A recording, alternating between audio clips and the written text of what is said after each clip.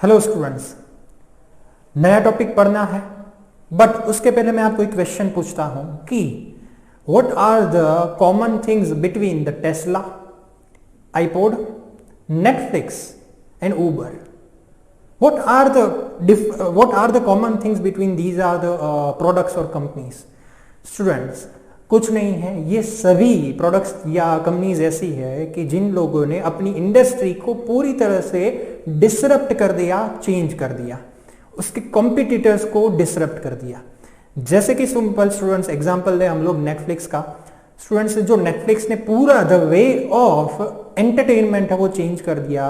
And जो पहले rent पे हम लोग सीडीज एंड डीवीडीज वगैरह लेते थे, ठीक है, जो ब्लॉकबस्टर बहुत बड़ा बिजनेस क्लेम करती थी, वो आज कहीं की नहीं रही है.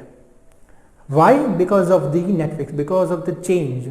Second, Uber, same with the case students. Same the iPod. Students, music industry को पूरा का पूरा हिला के रख दिया with by the iPod. IPod may be the first product जिसने इस पूरी इंडस्ट्री को खत्म कर दिया.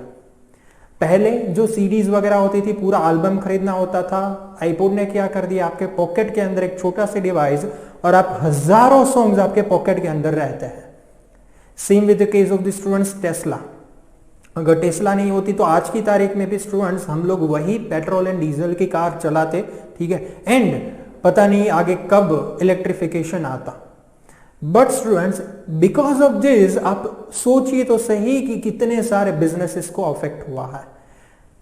अगर मान लो कि ये रेंटल जो डीवीडी सीडीज वगैरह स्टूडेंट्स वो डिसरप्ट हो गए, तो सिर्फ ब्लॉकबस्टर को ही अफेक्ट नहीं हुआ, बट उसके काफी सारे एम्प्लॉइज एंड काफी सारे associated retailers and wholesaler and काफी सारे लोगों को स्टूडेंट्स अफेक्ट हुआ है. So the thing is that business में कभी भी कोई भी इस तरीके का तूफान आ सकता है through the way of disruptions. And ये बहुत ही लॉजिकल है एंड द अपकमिंग फेज में ये बहुत ही जल्दी आने वाला है. काफी सारे business, it depend on the industry. But student, the thing is that सभी बिजनेस में कोई ना कोई कभी ना कभी माइनर चेंजेस तो चलते रहते हैं. बड़े चेंजेस 20-30 सालों में एक बार आते हैं. But student, the thing is that अगर वो चेंज, अगर वो टॉर्नेडो में अगर आप नहीं टिक पाए तो आप फिर डिसरप्टिव हो जाओगे. You can not do anything.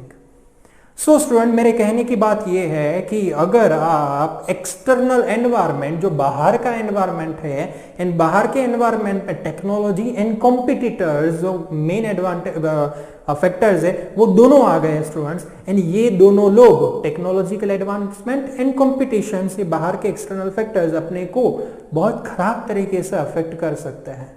And ये बाहर के फैक्टर्स अपने को कहीं का नहीं छोड़ेंगे अगर अपने प्रॉपर ध्यान नहीं दिया तो, ठीक है. So the thing is that अगर अपने को लॉन्ग टर्म में सस्टेन करना है तो अपने एक्सटर्नल एनवायरनमेंट के हिसाब से अपने को भी चेंज करना होगा, अपने को भी कंटिन्यूअसली चेंज होना होगा. अज्यूम कर लो कि टेस्ला तो इलेक्ट्रिक कार बना रहा है. अगर मान लो फोर्ड एंड बाकी जितनी भी कंपनीज है वो भी अगर इलेक्ट्रिक कार ना बनाए अभी, तो आप समझ सकते हो कि after 5 years, after 10 years Ford का नाम कभी होगा ही नहीं, फोर्ड की गाड़ी कभी रोड पे होगी ही नहीं. So students, that's why the existence आपका जो होगा वो पूरा का पूरा आपके ऊपर डिपेंडेबल है कि आप साथ साथ में चेंज हो रहे हो कि नहीं. So my point is that external factors के साथ अपने को चेंज होना पड़ेगा कंपल्सरीली. स्टूडेंट्स, यहां पे अगर हम लोग एग्जांपल दे तो सबसे बड़ा एग्जांपल, सबसे बड़ा फेलियर वो है कोडाक. कोडाक को पता था कि बाहर में एक्सटर्नल एनवायरनमेंट में चेंज हो रहा है, एक्सटर्नल लेवल पे टेक्नोलॉजिकल चेंज हो रहा है, बाहर के लेवल पे डिजिटल कैमराज आ रहे हैं, but still I don't know why they have not responded. But उन लोगों ने कुछ भी नहीं किया एंड दैट्स व्हाई आप देख लो आज कहीं पे नहीं है, ठीक है. So and Nokia students, same with the case of the Nokia, what happened with them, external environment के साथ कोप अप नहीं किया and that's why currently they are nowhere.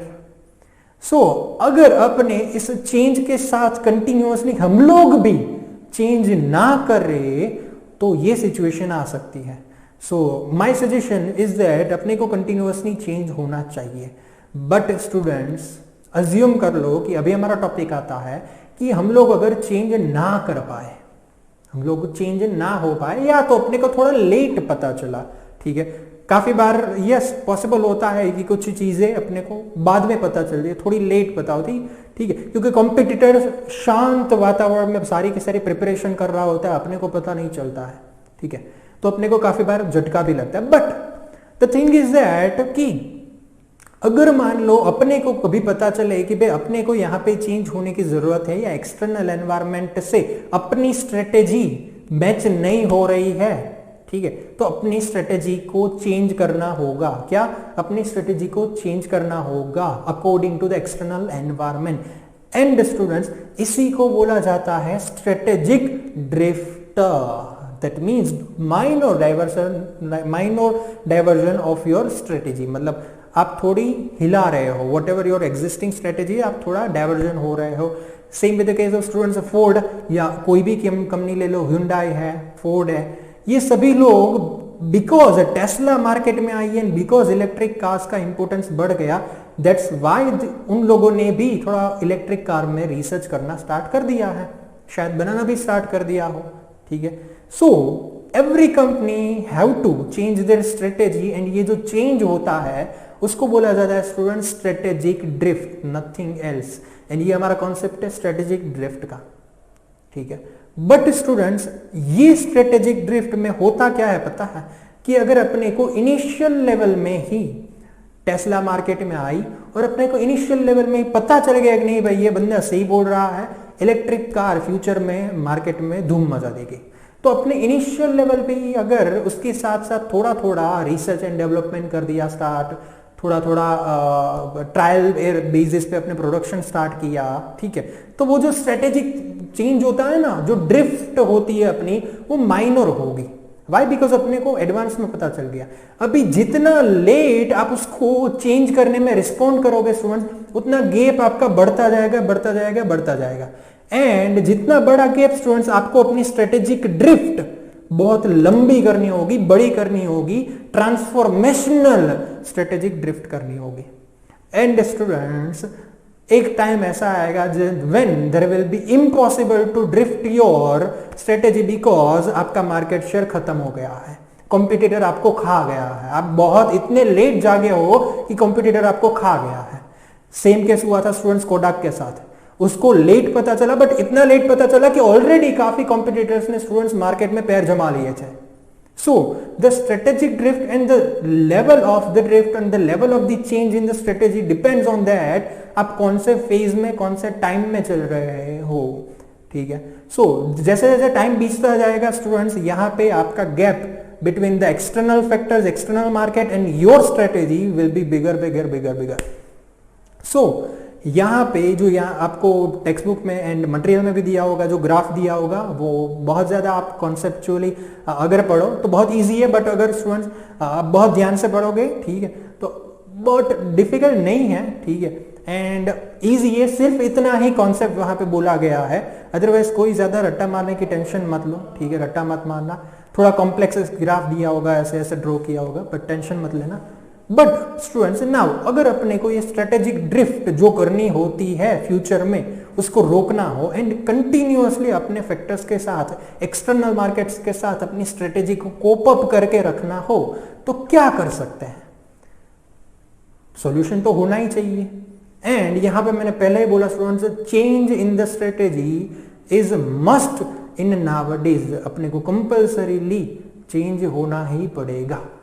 इतनी बड़ी बड़ी कंपनीज स्टूडेंट्स नहीं टिक पाई तो क्या काम है फिर, ठीक है ना। अगर मान लो अपने को स्ट्रेटेजिक ड्रिफ्ट को नहीं लाना है एंड कंटिन्यूअसली कोप अप करते रहना है, तो क्या करना चाहिए स्टूडेंट्स? कंटिन्यूअसली अपनी ऑर्गेनाइजेशन में इनोवेशन का कल्चर फॉर्म करो। आप देख लो स्टूडेंट्स, एप्पल इनोवेशन में सबसे आगे होती है, कभी भी स्ट्रेटेजिक ड्रिफ्ट उसको करना ही नहीं होता, because they are the first one who have innovated something. Strategic drift तो फिर उसके कॉम्पिटिटर्स को करना होता है, एज पर द एप्पल, है ना। कोई भी नई टेक्नोलॉजी लाने वाला एप्पल होता है, कोई भी चेंज लाने वाला एप्पल होता है। सो अपने ऑर्गेनाइजेशन में ऐसा कल्चर फॉर्म कर दो of the change, of the innovation, ठीक है, कुछ ना कुछ नया करने का कल्चर। सो देन आफ्टर इतना ज्यादा स्ट्रेटेजिक ड्रिफ्ट अपने को प्रॉब्लम नहीं क्रिएट करेगा।